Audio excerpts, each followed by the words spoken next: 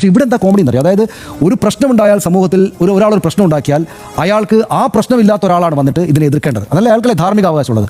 ഇതിപ്പോൾ നമ്മളെന്താ കാണുന്നത്, ഇയാളുടെ വീട്ടിലൊരു പ്രശ്നമുണ്ടായി, ഭാര്യ ഒരു കുഴപ്പമുണ്ടാക്കി, അപ്പോൾ അയാളെ ചീത്ത വിളിക്കാൻ വരുന്ന ആളാണെന്നറിയോ, 3 ബലാത്സംഗ കേസിൽപ്പെട്ട പ്രതിയായ ഒരാൾ. 3 ബലാത്സംഗ കേസ്, അത് എമ്മാതിരി ബലാത്സംഗ കേസാണ്. അവരുടെ മൊഴികളൊക്കെ വന്നതാണ്, അതായത് തല്ലി, ഇടിച്ചു, മുറിവേൽപ്പിച്ചു, തുപ്പി, ഇങ്ങനെ ഏതെങ്കിലും മനുഷ്യർ ചെയ്തു എന്ന് സമീപകാലത്തൊന്നും കേട്ടിട്ടില്ലാത്തൊരു കാര്യം ചെയ്ത അങ്ങേയറ്റം കുഴപ്പക്കാരനായിട്ടുള്ള ഒരു ചങ്ങാതി വന്നിട്ട് പറയാണ് ഇങ്ങനെ ഇയാളെ, അതായത് അമേദ്യ ജലാശയത്തിൽ നീന്തുന്ന ഒരാളെ കരക്കുള്ള ഒരാളെ കേട്ട് നിങ്ങളുടെ തലയിൽ കാക്ക തൂറിയിരിക്കുന്നു, കാക്ക കാഷ്ടിച്ചിരിക്കുന്നു എന്ന് പറയുന്ന പോലത്തെ ഒരു വർത്തമാനമായി പോയി ഈ ചങ്ങാതിയുടെ ഈ വർത്തമാനം. അതായത് അയാൾ ചാടി വന്നിട്ട് ചറവറ ഫേസ്ബുക്ക് പോസ്റ്റാണ്, ചറവറ വന്നിട്ട് ഗണേഷ് കുമാർ വിമർശിക്കുകയാണ്.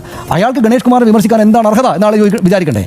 ഒരു അഴിമതി കേസിൽ ആരോപണത്തിൽ വരുന്ന ഒരാളെ, അഴിമതി രഹിതനായിട്ടുള്ള ഒരാളെ വന്ന് വിമർശിക്കാൻ അയാൾക്ക് അവകാശമുള്ളത് അല്ലേ? അപ്പോൾ ഈ കുഴപ്പത്തിൽ ഇതിൻ്റെ 10 ഇരട്ടി വലുപ്പമുള്ള ഒരു കുഴപ്പത്തിൽപ്പെട്ട ആൾ വന്നിട്ട് സമൂഹത്തിന് മുമ്പിൽ ഗീർവാണ പ്രസംഗം നടത്തുകയാണ്. എനിക്ക് ഗണേഷ് കുമാറിൻ്റെ വിഷയത്തിൽ കുറേ കൂടെ വിശദാംശങ്ങളൊക്കെ വന്നാൽ മാത്രമേ അതിനൊരു ഖണ്ഡിതമായിട്ടൊരു അഭിപ്രായം അയാളെ തള്ളിക്കളയാനും അയാൾ എന്താ പറയേണ്ടതൊക്കെ ഒരു പൂർണ്ണ ധാരണ ഉണ്ടാക്കാൻ പറ്റുന്ന അഭിപ്രായമുള്ളതാണ് ഞാൻ. അതുകൊണ്ടാണ് ഞാൻ ആ കാര്യത്തിൽ എനിക്ക്, പക്ഷേ എനിക്ക് ഈ രാഹുൽ മാങ്കൂട്ടത്തിൻ്റെ ഈ ഒരു എന്താണ് പറയുക, ഈ മറ്റേ തെയ്യാട്ടം കാണുമ്പോൾ ഇയാൾ ചെയ്യുന്നത് ശരിയല്ല. ഇയാൾ ഇത് പറയാൻ ഒട്ടും അർഹനയല്ല. അയാളുടെ കേസ് കോടതി കിടക്കുക, അത് 3 ബലാത്സംഗ കേസ്. 3 ബലാത്സംഗ കേസുള്ളവനാണ് ഒരു ഫാമിലി പ്രശ്നമുള്ളവനെ വന്നിട്ട് ചീത്ത വിളിക്കുന്നതെന്ന് ആലോചിച്ചാൽ എന്താണ് ഇതിൻ്റെ അവസ്ഥ എന്ന് ആലോചിക്കും. എന്നിട്ട് അത് ഈ മാധ്യമങ്ങളെല്ലാം കൂടെ ലൈവ് കൊടുത്തുകൊണ്ടിരിക്കുകയാണ്. അയാളുടെ പ്രതികരണത്തിൽ എന്ത് റെലവൻസ് ആണ് ഇവിടെ ഉള്ളത്? ഒരു റെലവൻസ്